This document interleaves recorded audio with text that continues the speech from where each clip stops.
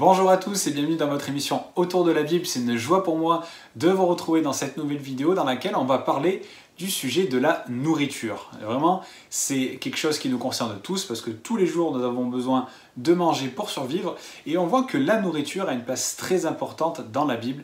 Et en tant que chrétien, il faut savoir nous positionner et on va essayer de traiter plusieurs questions. Mais la première, c'est est-ce que le chrétien peut manger de tout? Et si oui, pourquoi? Sinon, pourquoi?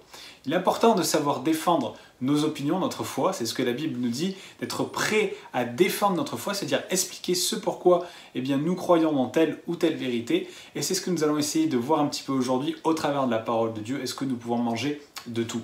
Donc on voit que la nourriture a une place importante dans la Bible. Que ce soit du début de la Bible jusqu'à la fin, le sujet de la nourriture revient encore et encore. On pense au tout début de la Bible, bien évidemment, avec Adam et Ève qui ont mangé le fruit défendu. Après, il y a eu par exemple la manne aussi avec le peuple d'Israël. Jésus a également passé énormément de temps à table. On voit qu'il était souvent avec la famille de Lazare, avec aussi des publicains, avec des pharisiens, avec toutes sortes de personnes. Et on voit qu'il y a des moments décisifs qui se sont passés autour de la nourriture. Donc on voit que c'est quelque chose qui est assez présent. Et on va se rendre compte que ce rapport à la nourriture a évolué au fur et à mesure de la Bible, que ce soit de l'Ancien Testament, dans le Nouveau Testament et bien entendu après l'ascension de Jésus, on voit qu'il y a encore eu des évolutions. Alors on va essayer de tirer tout cela au clair et on va commencer par l'Ancien Testament. On voit que dès le début, Dieu a fait cette déclaration à l'homme dans Genèse 9 au versets 2 et 3 où il dit « Tout ce qui se meut sur la terre vous servira de nourriture. Je vous donne tout cela comme l'herbe verte. » Sous-entendu les légumes. Donc on voit que y a cette déclaration de Dieu assez générale, tout ce qu'il y a sur la terre, que ce soit les poissons, les animaux et puis les légumes, c'est pour vous servir de nourriture. Mais on voit que dès le verset suivant, il y a des interdits qui commencent à être posés sur ce qu'on peut manger ou ne pas manger. On voit qu'il dit, au verset 4, « Il est interdit de manger de la viande avec son sang. » Pourquoi cela? Parce qu'il y a plusieurs passages qui relatent que l'âme est dans le sang, ou la vie est dans le sang. On voit cela dans Lévitique 19, 26, dans Lévitique 17, 11 et dans Deutéronome 12, 23. Et c'est une notion sur laquelle on va revenir un petit peu après parce qu'il y a de quoi s'y attarder.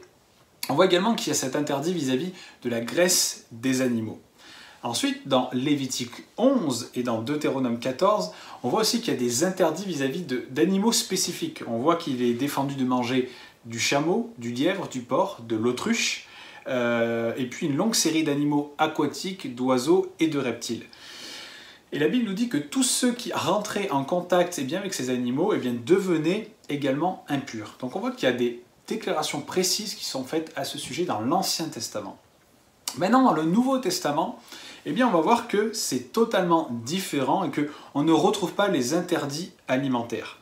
Pourquoi cela? Parce que ces interdictions alimentaires ont été annulées une bonne fois pour toutes par Jésus-Christ. Et ça, je me permets de le dire, c'est clair, c'est net, c'est écrit. Par Jésus-Christ, ces restrictions ont été ôtées. On voit ça dans Marc 7 au verset 15. Il nous est dit ceci. C'est Jésus qui parle. Aucune chose de l'extérieur ne peut rendre une personne impure quand elle rentre en elle. Au contraire, ce qui sort du cœur, voilà ce qui rend une personne impure. Donc c'est très clair. Jésus dit, tout ce que vous mangez, tout ce que vous ingérez, aucune de ces choses ne peut vous rendre impur, que ce soit dans votre corps, vous souillez au niveau corporel ou vous souillez au niveau de votre esprit. Donc c'est une déclaration très forte. Et à ce moment-là, quand Jésus a dit ça, les disciples ont été surpris. Et juste après, ils ont entre guillemets pris Jésus en aparté, ils lui ont posé à nouveau des questions. Et Jésus leur répond très clairement, écoutez, vous aussi êtes-vous donc sans intelligence? Ne comprenez-vous pas que rien de ce qui du dehors entre dans l'homme ne peut le souiller, car cela n'entre pas dans son cœur, mais dans son ventre, puis s'en va dans les lieux secrets qui purifient tous les aliments. Il dit encore ceci, ce qui sort de l'homme, c'est ce qui souille l'homme, car c'est du dedans, c'est du cœur de l'homme que sortent les mauvaises pensées, les adultères, les impudicités, les meurtres, les vols, les cupidités, les méchancetés, la fraude, le dérèglement, le regard envieux, la calomnie, l'orgueil, la folie. Toutes ces choses mauvaises sortent du dedans et souillent l'homme. Donc on voit que Jésus met les choses au clair Il dit, eh bien, c'est pas ce qui rentre qui vous souille. D'ailleurs, si vous devez mener un combat, prenez plutôt parti à faire attention à ce qui sort de votre bouche, parce que ça commet bien plus de méfaits. Donc on voit que Jésus pose vraiment un fondement, un nouveau fondement quant à la nourriture. Mais malgré ce fondement posé, eh bien, de nombreux juifs continuaient de s'accrocher aux lois et aux coutumes concernant les interdits alimentaires. Et ces juifs-là, ils faisaient de durs reproches aux nouveaux chrétiens convertis, aux nouveaux juifs qui se convertissaient. Et on voit que ça a été même difficile, rappelez-vous, avec l'apôtre Pierre, qui a cette vision de cette nappe qui descend avec toutes sortes d'animaux impurs, dans laquelle Dieu déclarait que ces animaux auparavant impurs pouvaient désormais être consommés. Il dit « Ce que Dieu a déclaré pour toi pur, ne le considère pas comme impur ». Et Pierre eh bien, va par la suite se rendre en Acte 15 à Jérusalem. Et ça, c'est vraiment important, parce que cette problématique des Juifs qui faisaient des reproches eh bien, à ces nouveaux chrétiens, et de ces nouveaux chrétiens qui avaient du mal à abandonner ces anciennes coutumes, ces anciennes restrictions, eh bien, ça posait un véritable problème. C'est pour ça que je vous ai fait mention dans Acte 15 du Concile de Jérusalem. C'est un mot qu'on entend parfois, et c'est une sorte de réunion qu'il y a eu avec tous les apôtres où ils ont décidé de se prononcer une bonne fois pour toutes vis-à-vis eh bien, de ces interdictions. Et Pierre, dans Acte 15, commence à expliquer cette vision qu'il a eue, du verset 13 au verset 21, vous pourrez le lire. Et il explique en disant que, d'ailleurs lui et d'autres apôtres, qu'ils ne sont plus soumis à la loi de Moïse, ni à la circoncision. Mais malgré cela, comme je vous le disais, eh bien, il y avait tellement des Juifs qui avaient du mal à passer à autre chose, qu'ils se sentaient obligés eh bien, de faire quelques concessions par rapport à cette coutume juive concernant les aliments et les restrictions que Dieu avait données. Parce que certaines communautés isolées, c'était pas toutes, c'était que certaines, dont faisaient partie des judéo-chrétiens, des nouveaux convertis, eh bien, étaient encore fortement attachés à la loi de Moïse. Donc pour faciliter leur transition, parce que ces gens étaient en processus pour comprendre et apprendre ces choses, eh bien, ils ne voulaient pas être un scandale pour ces gens-là. Et ils ont dit, bon, il faut qu'on fasse quelque chose, on va demander aux nouveaux chrétiens de faire attention et de, malgré tout, eh bien, même s'ils savent que ces choses-là ne leur sont plus demandées, qu'ils fassent attention vis-à-vis des Juifs du dehors ou de certaines communautés qui n'ont pas encore compris ces choses-là. Et il faut comprendre que Acte 15, ça ne s'adresse pas à nous aujourd'hui. De nombreux chrétiens utilisent Acte 15 pour justifier qu'il ne faut pas manger de tel aliment ou faire telle ou telle chose. Non, Acte 15, c'était une problématique qui était liée aux Juifs à l'époque, dans vraiment l'endroit où ils se situaient à cette époque-là, et ils ont eu à faire un compromis en disant, bon, on sait, nous, que ces choses-là ne sont plus demandées, Dieu a été très clair à ce sujet, mais vis-à-vis de ces Juifs et vis-à-vis des nouveaux convertis, eh bien, bon, on va mettre un peu dans notre vin et on va dire qu'il vaut mieux continuer ou on les laisse continuer parce qu'il ne faut pas que ça vienne mettre un bazar pas possible. Donc, ce n'est pas adressé à nous. Ce n'est pas adressé à nous aujourd'hui qui vivons en France ou à d'autres personnes dans d'autres pays. C'est adressé vraiment dans un cadre particulier. Et on va reparler de ce cadre à la fin de la vidéo. Mais il faut comprendre que Acte 15, c'est pour faire face à une problématique de l'époque vraiment dans un environnement particulier, ok ? Et on voit que Paul a également insisté à de nombreuses reprises à ce sujet, où il dit que personne donc ne vous juge au sujet du manger et du boire, au sujet d'une fête, d'une nouvelle lune ou des sabbats. C'était l'ombre des choses à venir, mais le corps est en Christ. Donc c'était pour avant, mais maintenant ce n'est plus le cas. Il dit également dans 1 Corinthiens 6 au verset 13, et puis dans 1 Corinthiens 8 verset 13 également, ce n'est pas un aliment qui nous approche de Dieu. Si nous n'en mangeons pas, nous n'avons rien de moins, et si nous en mangeons, nous n'avons rien de plus. Donc c'est très clair. On pourrait aussi dire Colossiens 2 versets 16, 17 et 20, 23. Vraiment, il y a de nombreux versets où Paul met les choses au clair aussi à ce sujet. Donc on vient de voir que aucun aliment n'est impur en soi, et ne peut venir nous souiller dans notre corps, nous souiller dans notre esprit. Donc à la lumière de ces choses que nous voulons d'établir, est-ce qu'il y a des exceptions? Est-ce qu'il y a des aliments quand même où ces restrictions tiennent toujours?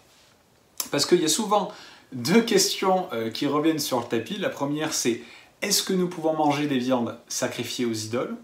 Et est-ce que nous pouvons manger du sang? Ça c'est les deux sujets qui reviennent souvent par rapport aux interdits alimentaires en tant que chrétien, et on va y répondre maintenant. Premièrement, est-ce que nous pouvons manger des viandes sacrifiées aux idoles?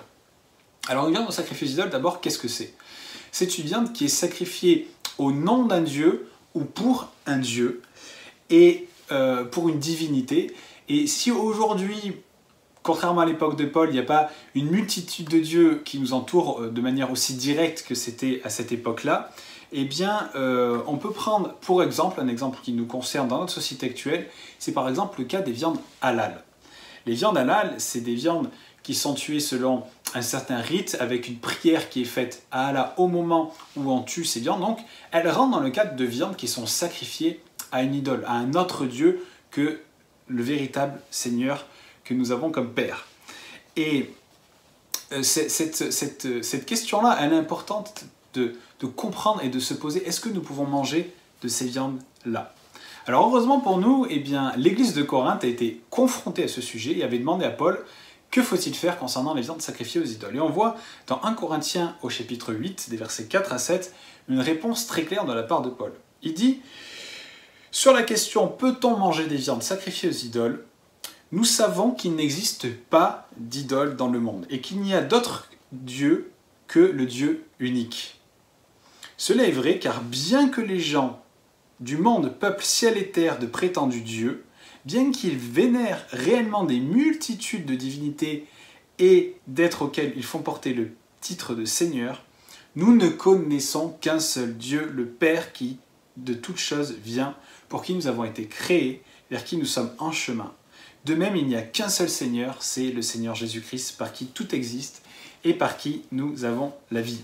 Donc Paul nous dit ici que le seul vrai Dieu, le seul Dieu, le seul unique Dieu qui existe, eh bien, c'est l'Éternel, notre Dieu, notre Père. Et que toute autre divinité ou idole, eh bien, n'existe pas. Ce sont des dieux qui ont été inventés par les hommes, des divinités, des religions qui ont été inventées par des hommes. Je prends l'exemple, on a parlé des viandes halal, mais pensez à des peuples qui vénéraient le soleil, qui vénéraient la lune, qui vénéraient la nature. Encore aujourd'hui, avec le chamanisme ou toutes ces religions, il y a la nature qui est mise en avant. Eh bien, ils ont décrété que la nature était un dieu, une divinité. Très bien, il n'y a pas de problème. C'est leur croyance. Mais nous savons que le seul vrai Dieu, eh bien, c'est l'Éternel, notre Père. Et que tous ces faux dieux, finalement, eh bien, n'existent pas. Et c'est exactement ce que Paul nous dit. Donc, une viande sacrifiée à une idole ou à une divinité ou à un faux dieu, comme Dieu du soleil, par exemple, eh bien, n'a finalement aucune incidence sur nous, puisque nous savons que ces dieux n'existent pas. Donc ce sont des choses de néant, ce sont des choses qui n'ont aucun impact sur nous. Et Paul continue, par contre, en disant quelque chose. Donc il fait cet état de fait, tout cela, finalement, ça n'existe pas, ça n'a pas d'incidence sur nous. Mais il continue, verset 7, il dit « Mais cette connaissance n'est pas chez tous. » Ou « Mais tous les chrétiens ne reconnaissent pas encore clairement ces faits. » Donc il dit que pour nous savons que ces choses ne sont pas réelles, que ces idoles n'ont aucune incidence, mais ce n'est pas le cas de tous les chrétiens. Et parce que ce n'est pas le cas de tous les chrétiens, il y a une attitude qui doit être de rigueur. Et il continue en disant « Quelques-uns entraînés par la force de l'habitude continuent à considérer l'idole comme une réalité et ils mangent ces viandes avec la pensée qu'elles ont été consacrées à une divinité réelle. Alors leur conscience qui est faible est troublée et se trouve entachée de culpabilité. » Plus loin, verset 9, il dit « Prenez garde toutefois que votre liberté, donc pour vous qui savez que ces choses ne sont pas réelles, ne devienne pas une pierre d'achoppement pour les faibles. Car si quelqu'un te voit, toi qui as de la connaissance, assis à une table dans un temple d'idole, sa conscience à lui qui est faible ne la portera-t-elle pas à manger des viandes sacrifiées aux idoles? Et ainsi le faible périra par ta connaissance, le frère pour lequel le Christ est mort. » Donc Paul nous dit ici que eh bien, certains chrétiens ont une conscience faible, c'est-à-dire ont une foi qui est faible.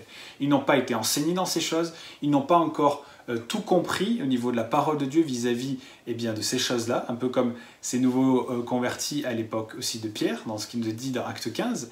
Et parce qu'ils n'ont pas tout compris, parce qu'ils ont une foi faible, eh bien, il faut qu'on soit vigilant, nous, vis-à-vis de notre connaissance. Parce qu'ils n'ont pas encore cette compréhension. Et par respect pour eux, pour ne pas être une occasion de chute pour eux, eh bien, il nous faudra de manière publique nous abstenir devant eux de manger par exemple de la viande halal, alors que dans le cadre privé on pourra.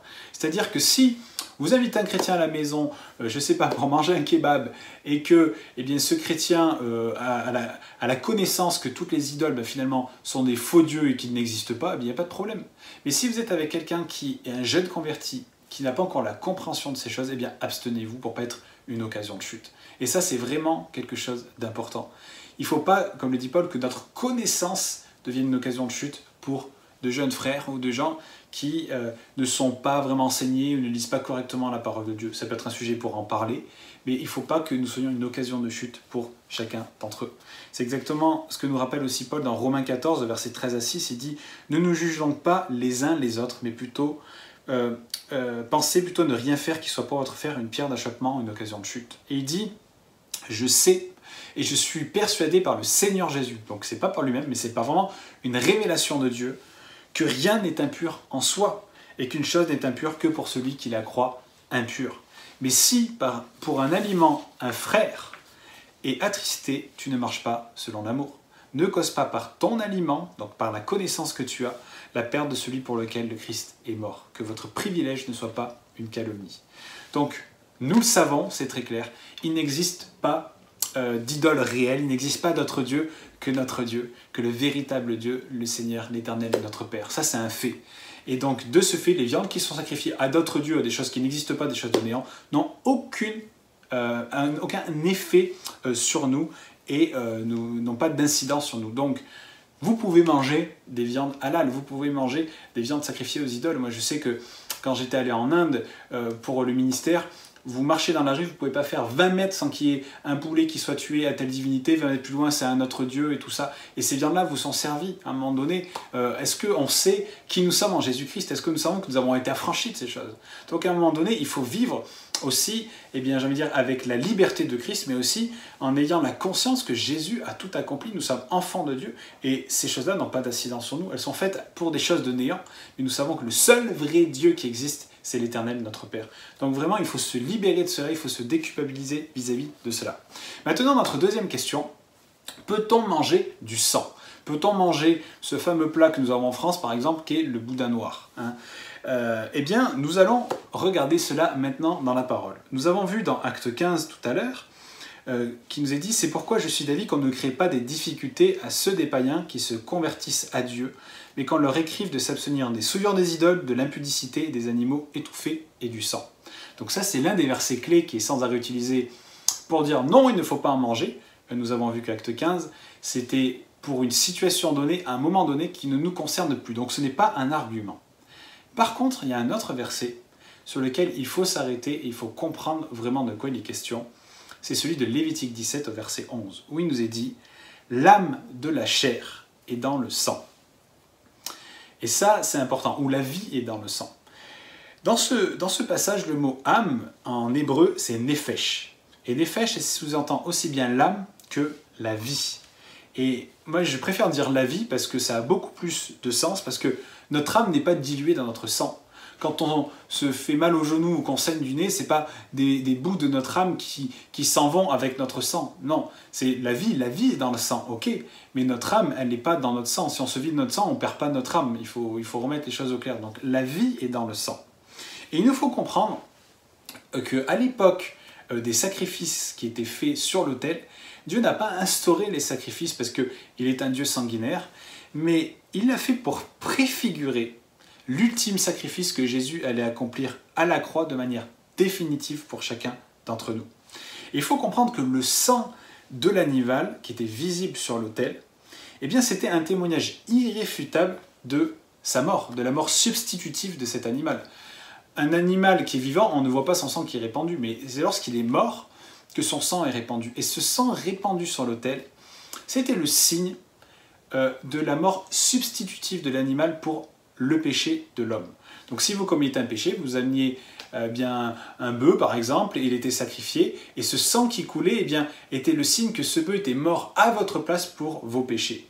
Donc ça, c'était vraiment les prémices de ce que Jésus allait accomplir pour chacun d'entre nous à la croix. Et l'emploi du sang dans les rites de l'Ancien Testament, eh bien, c'était un témoignage de ce que le péché entraînait inéluctablement la mort.